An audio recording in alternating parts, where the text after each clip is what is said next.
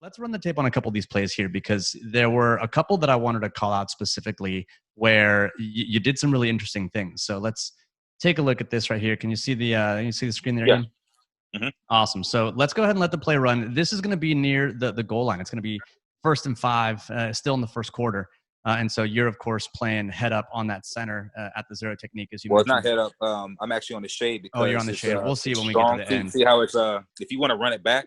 Yeah, So well, so it's better from the other angle because what's interesting to me yeah. about this play is that it looks like you are one gapping and you're gonna. It looks like you're gonna slant over here to the left, and you come back and spin back around, and you actually are able to come back and make a play. So I'm curious whether or not that's something that you that's part of the structure of the defense where you're actually in Well, charge of two gaps, or whether it's just something that you did. Like I see the split pause it flow. right there. Pause it right there. Pause it right there. So initially, we come out, we got 3-4 defense, and usually, we're head up, but we were given the ability to be able to clip it or leverage the formation. You see what I'm saying? So Yep. normally I would be head up. Dobbs 83 would be head up on the tackle. Ray would be head up on the tackle right there. But since they have a near formation, see the tight end and the fullback Yep. right there. Now you can kind of understand what they want to do on offense. So now you leverage the formation so that you can keep those offensive linemen off the linebacker. So see if I'm head up right here and they run a zone stretch to the left side, to the strong side right there. You're If out I of fall position. step, I can be out of position. And now that center can climb up to 57. And now I'm scooped by that backside guard and they can get up and it's an easy touchdown. Yep. So I leverage the formation to force them. I give myself a better angle, and then I force them to have to check out of what they're going to run into, because if they run zone stretch, I can hit the center, and that guard has to go and hit 91 and then up to 52. Yep. And then if I defeat the center, I can easily make the play, especially if Ahmad does his job to set the edge on that tight end right there. I can easily make the play if it cuts back to me.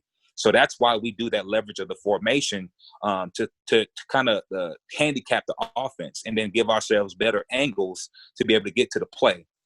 So you're in this place. So you're talking about zone stretch, and you're talking about that zone stretch going strong side right over here. Yep. Now you start to play, and you hit that A gap right away. And then pause it. And then you see that motion right there. Mm-hmm. That's a wide receiver.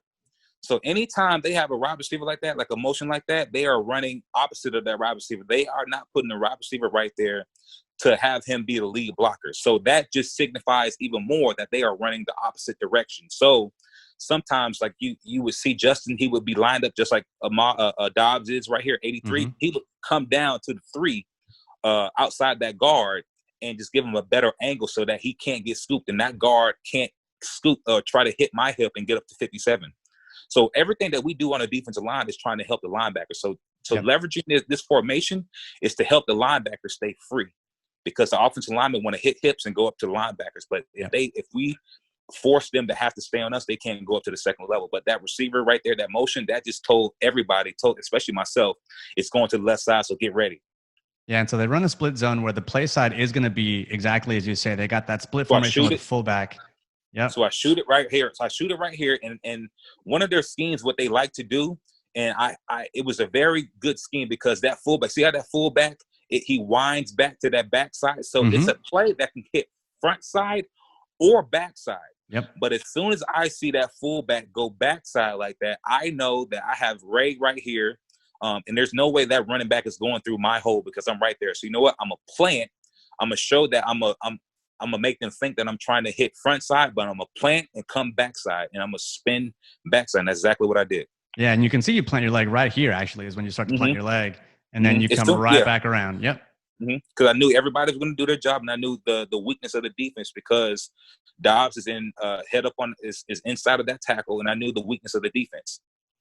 Yeah, so it sounds like the structure of the D has you really playing that front side A gap, but because you saw that fullback motion split back and cut back and hit that backside edge, you're thinking to yourself, okay, it's a split zone. It's designed to either hit that front side or to cut back, and a lot of times they're really hitting that cutback. So you know that cutback is coming because the fullback is there, and then you hit that spin, which is a little bit of a good individual play, and you make that tackle. Yep. That's great. Really good stuff, man. So I remember that play too. I remember it like it was the other day. I remember. Well, it's a good play just because, oftentimes what you see often here is you see just the play continuing to get washed, right? And you see Mm-hmm. the center Wells, and you see him just continue to wash, right? But it's that plant leg right there where it's like stop and then spin. I mean, that hole is there, right? Yep, it is. Patrick Willis has got someone on him, and he's probably, I mean, he's already getting pushed back. If you don't Mm-hmm. make that spin, you're looking at here. He's actually, Dobbs is actually doing a pretty good job of long arming right there. Yep. And so the hole's there, but all of a sudden it gets swallowed up real quick. Mm-hmm, exactly. So now remember, now if you run it back and you see Dobbs, now imagine if Dobbs had been head up on that tackle or been outside of that tackle. Now his angle, because he's on the inside of that tackle, he can long arm at.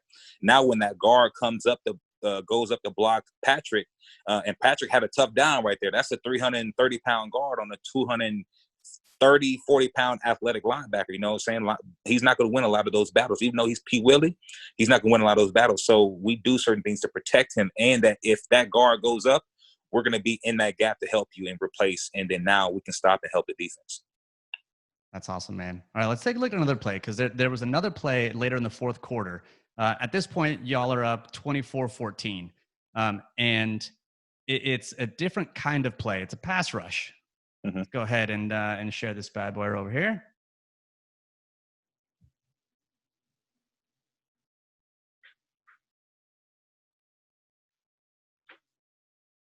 All right, can you see that one? Mm-hmm.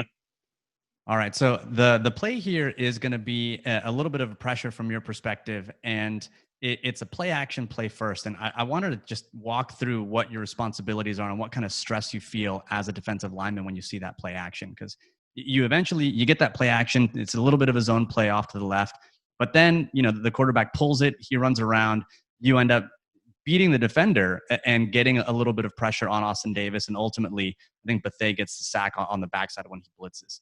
So let's talk just a little bit about what's going through your mind as you think to yourself, okay, it's a run play. Oh no, it's not. It's a pass play. And then what happens to your technique and your thought process and your assignments as you're moving through these things? So right here, so normally I would have clipped it, but right here, I felt like they were going to motion, and because the fullback was right here, and I felt like we had watched film on them against another team earlier that season that they tried certain things, and then they would motion later in the down, not in the down, but the play clock. Mm-hmm. So I stayed head up right here just so I can play at both sides. So right here we had a pressure from the strong side, so I knew I had the weak side A gap. So I just fought through there, and I think the center right here, I hit him with a little move, just a little stab, and came around, and then Antoine Bethea did a good job corralling the quarterback and staying in this gap. And I was just trying to get something. I was trying to get some stats. I got back there. I'm like, hey, man, I'm nose going to get back here often. But right there, see that little motion right there by that fullback? That's hard, because now is it run or is it zone stretch? So so you kind of have your first couple steps, kind of like read steps, and then once you see what the play is, then you can get into your rush or have to hunker down and sit for a double. So once I saw that, I was like, all right, I got the 1-on-1. I got to get back here. I got the edge on him, because normally if it's just a simple drop back pass, I have to get to an edge or go through the man. But since it was a play action, I was already on the edge. And I think he got his feet caught up with Ray a little bit, because Ray was just going 100 miles per hour. So that helped me be able to get the edge and be able to hit a little move. And then I tried to just get a little something. I got the back of the jersey. I don't think they gave me anything, but I was just back there. So I was just trying to make something happen. You got a pressure on the stat sheet, but you got a sack in our hearts. You got a sack in our hearts. That's your hearts don't pay me. So let's talk a little bit about what that late motion does, because this is something that Shanahan loves to do a lot. I mean, we know that Shanahan uses motion at one of the highest rates in the NFL currently, and that's what his offense is really based off of. You mentioned how oftentimes you're going to clip this or really align to the strength of the formation, but this late shift now kind of shifts it a little bit later, right? You see actually Ahmad Brooks shift late as well, and he kind of moves inside when that motion comes over there. You didn't feel like you could clip, and now all of a sudden you're kind of over here and you're over on the edge. At what point do you realize that this is play action? I'm going to get to the quarterback. Well, for the motion, teams obviously do that to see what you're in, or just to throw you off. Because think about it, if you could just line up, and I line up and I just run the ball, like, and I just do everything that you expect me to do. It's going to be easier for you. But as soon as that motion goes, now that motion has to forces you to have to communicate or think about more possibilities. So once they're lined up in strong eye, okay, all right, I know strong eye. So they have zone this way. They have they can run ISO, they can run stretch, they can run power, they can run a counter. So it kind of like isolates what they can do. But once they have that motion, now is he going to stop right there behind the quarterback? And now if he does, it's kind of 50-50. They can go left or right. But since he goes a little bit farther, now it goes into a like a weak eye, a weak strong eye, where now it's kind of like, oh, like I don't know. And these are the things that are going on through your head, split second decisions, like what's happening to me that you're trying to decipher. And then you kind of read the offensive lineman's stance, and then you see the linebackers, they come up, they take their first couple steps up, their read steps, and then they see play action, you see the hats of the offensive lineman, and then they start to back out to get back off to their coverage. But like I said, AB did a good job with his rushing the running back right there, and keeping contained for other guys like me to be able to come in and sweep in. Yeah, so it seems like when you see those motions, it does put more things in your head. It can slow you down. Puts more stress on you, and it slows down the defense. What do you do to a computer to slow it down? You give it more. You feed it too much, right? That's how you slow down a computer. Same thing with people. We're the same. So if you give us too much information, you slow us down. And then also with that motion right there, you mentioned Ahmad Brooks, how he stepped down. Mm-hmm. So now these are certain ways that you can manipulate a defense and force them into things, because now as an offense, you can't force a defense into much. But with certain motions, you can force a defense to step where you want them to step. You see how Ahmad stepped in? Mm-hmm. Now imagine, like, run that back. Now imagine if Ahmad steps in, and remember that wind back, that split zone that we just showed in that last one. Now imagine that fullback comes around and he wraps through in between where AB, Antoine Bethea, and Ahmad Brooks are. Imagine if he wraps through there. See that big ass hole right there? Mm-hmm. See that big hole right there? Now if he goes through that hole, now we're in trouble. See what I'm saying? So that's where emotion can work for your advantage to force the defense into doing what you want them to do. And that's what Kyle Shanahan does all the time, especially with Juszczyk, because he's a weapon that you have to pay attention to, because with that motion, wherever he's going, the offense is going, wherever the ball's going. So, like, if he motions to the left, you think it's going left. Oh, no, he's coming back across the formation now. So it just forces the defense to have to think about more things, and that slows down the defender.